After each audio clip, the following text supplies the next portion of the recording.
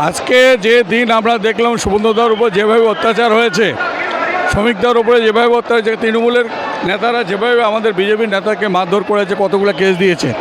আজ মানুষের জয়। আমি ধন্যবাদ দেবো সব মিডিয়াকে, অ্যাডমিশনকে, ইলেকশন কমিশনারকে, জনগণকে।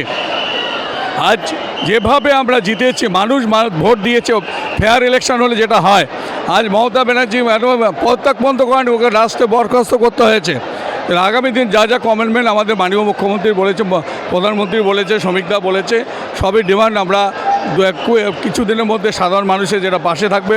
মাননীয় মুখ্যমন্ত্রী শুভেন্দু অধিকারী যেটা বলেছে, উনি যেটা বলে ওটা করে।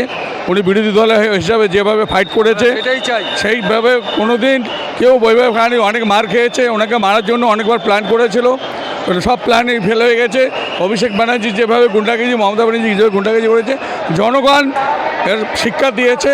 আগামী দিন যা যা কমান্ডমেন্ট আছে, সোনার বাংলা মাননীয় অমিত শাহ সাহেব আমাদের বলেছে এটা সোনার বাংলা হবে, মাননীয় প্রধানমন্ত্রী বলেছে, সবই মুখ্যমন্ত্রীরা দেখেছেন, সব রাজ্যের মুখ্যমন্ত্রীরা এসছে। সাধারণ মানুষ থেকে নিয়ে বেবি সবাই আমরা বিজেপির মানুষ, যারা মানুষ দিয়ে যাচ্ছে সোনার বাংলায়, সোনার বাংলাকে কীভাবে দেবে, এটাই শুভেন্দুদার কমেন্টমেন্ট হয়েছে। তার মন্ত্রিসভা দিলীপ দাস থেকে নিয়ে অগ্নিপাল, মাননীয় প্রেসিডেন্ট শ্রমিকদাকে আমরা ধন্যবাদ দেবো। সব আমাদের যে রাজ্যের লিডার আছে সবাইকে, তার সঙ্গে প্রধানমন্ত্রী সাহেবকে, অমিত শাহ সাহেবকে, সব মুখ্যমন্ত্রীকে আমি ধন্যবাদ দেবো।